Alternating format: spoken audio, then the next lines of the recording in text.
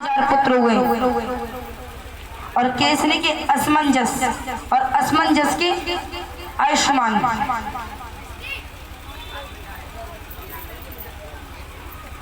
एक बार राजा सगर कपिल देव जी की कुटिया में जाते हैं।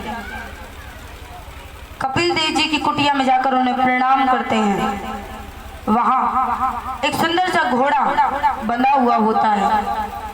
राजा सगर उस घोड़े को अपना समझकर कपिल देव जी से कहते हैं कि आपने मेरा घोड़ा चोरी किया है।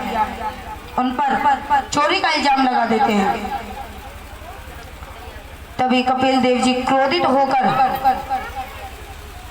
उनके 60,000 पुत्र को श्राप देकर मृत्यु दे देते हैं।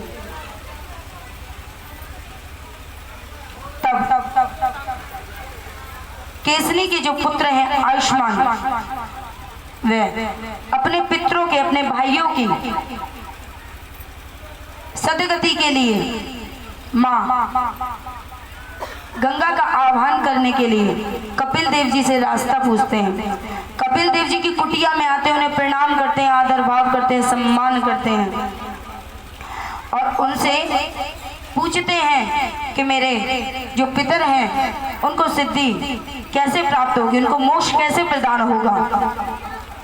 तो उन्होंने बोला, कपिल देव जी बोलते हैं कि मोक्षदायिनी महागंगा को पृथ्वी पर लाना होगा, जिससे उनको तर्पण प्राप्त हो सके, उनको मोक्ष की प्राप्ति हो सके तुम्हारे पितरों को।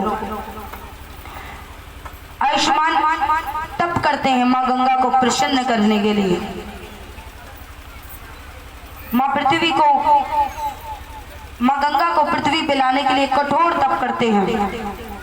कई हजार वर्ष बीत जाते हैं पर माँ गंगा आयुष्मान जी से प्रसन्न नहीं होती। फिर आयुष्मान के पुत्र होते हैं दिलीप।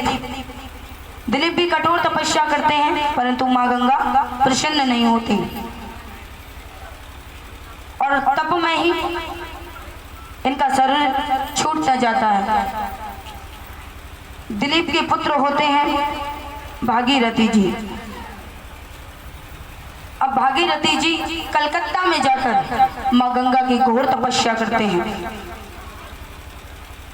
घोर तपस्या करने से माँ गंगा प्रसन्न होती हैं और उन्हें दर्शन देती हैं। बोल गंगे मैया की। माँ गंगा प्रसन्न होती हैं और दर्शन देती हैं भागीरथी को और कहती हैं कि मेरे को पृथ्वी पे आने के लिए कोई भी परेशानी नहीं है, कोई भी विडंबना नहीं है, परंतु मेरा जो वेग होगा वो पृथ्वी सहन नहीं कर पाएगी।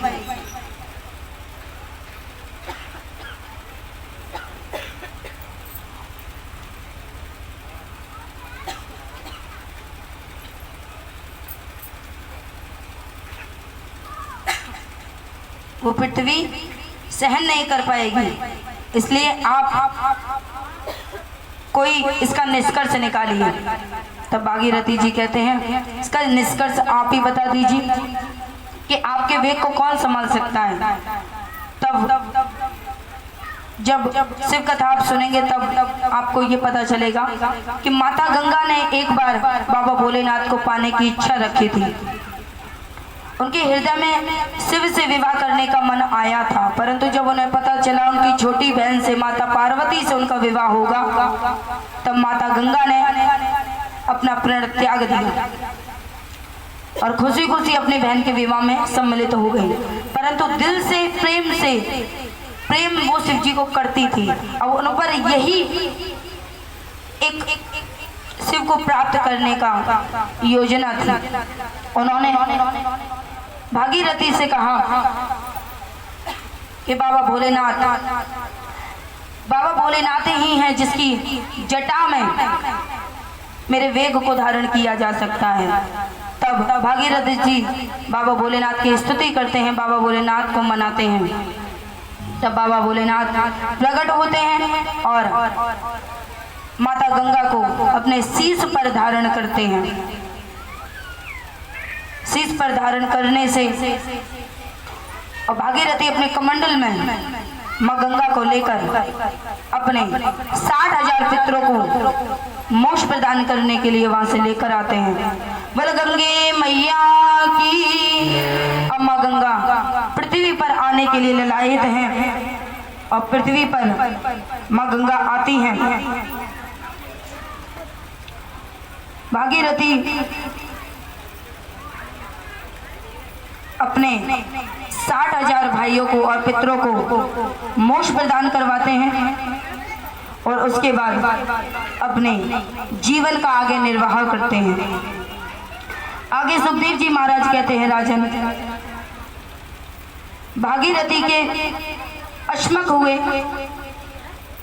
अश्मक के मूलक के दीर्घवायु के विश्वस्वाहा के घटवान के रघु के अज के महाराज दशरथ। बोले महाराज दशरथ की। ये भी रघुवंश में है, सूर्यवंश में है। अब भैया थोड़ी मर्यादा अब रखनी पड़ेगी, क्योंकि उससे पहले हम ज्ञान के भंडार को ले रहे थे, पर अब मर्यादा पुरुषोत्तम श्री राम का चरित्र चल रहा है। तो सभी मर्यादा में बैठे, मर्यादा में से श्रवण करें। जो भी घुटने ऊपर करके बैठा है वो दोनों नीचे करके बैठे, और जो भी भक्त नीचे विराजमान हो सकता है, उसे किसी भी प्रकार का कोई कष्ट नहीं है, तो मेरी हाथ जोड़कर प्रार्थना है वो भूमि पर विराजमान हुए। और जो भी खड़े हैं, अगर वो शिशुपाल के घर से है या कंस के घर से है, वो खड़े रहें, और जो राम के घर से हैं, कृष्ण के घर से हैं, वो विराजमान हो जाए। चाहे कुर्सियों पे ही विराजमान हो जाए, पर विराजमान हो जाए, क्योंकि ये मर्यादा पुरुषोत्तम की कथा है और राम को मानते कुछ दुष्ट है।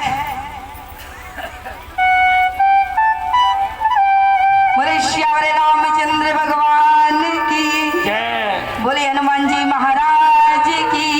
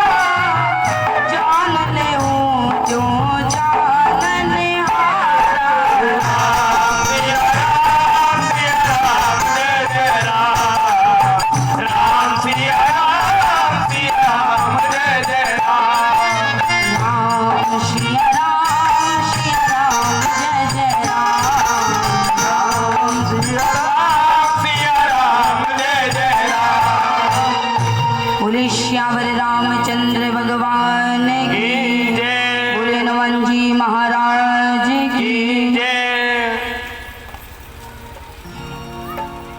सूर्यवंश में, रघुवंश वंश में हमारे राजा दशरथ जी का जन्म हुआ, जिसमें उनकी तीन पत्नियां कौशल्या, सुमित्रा और कैकेयी, तीन पत्नियां।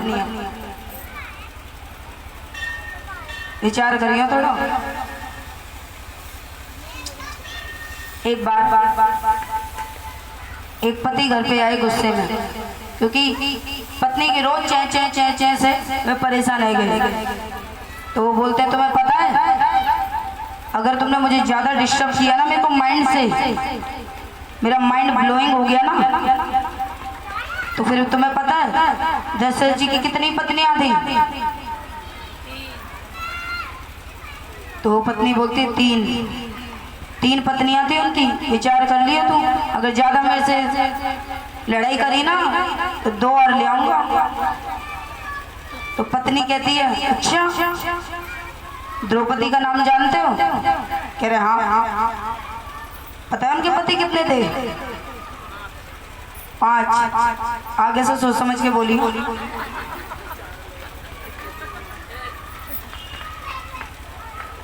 बोले बाकी बिहारी लाल की। अब घर जाके एक डायलॉग मत मार रही हूँ, व्यास जी के मुंह से सुनो थी, ऐसी तो मैं हंसाने के लिए।